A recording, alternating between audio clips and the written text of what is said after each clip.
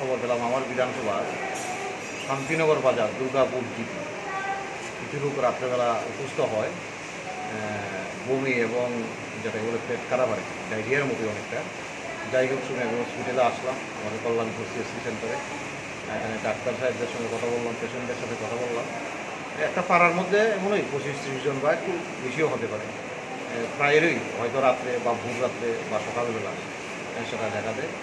সেই সঙ্গে ডাক্তাররাও সেখানে যা যা পরিষেবা দেওয়ার দিয়েছে বা চলছে চিকিৎসা, এর মধ্যে অনেকটাই আমাদের পরিষেবার মাধ্যমে অনেকেই সুস্থ হয়ে গেছে। যদিও তাদেরকে অবজারভেশনে রাখা হয়েছে, আরও কেউ অসুস্থ হয় কিনা সেটাও আমরা লক্ষ্য রাখি।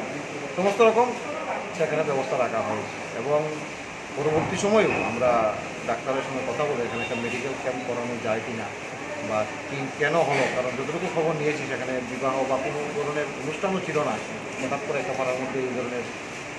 তো যাই হোক, এটা আমরা নজরে রাখছি, দেখছি কী করা যায়। কিন্তু আপাতত যারাই অসুস্থ হয়েছে সবাই মোটামুটি স্বস্তির জায়গাতে রয়েছে এবং সুস্থ রয়েছে।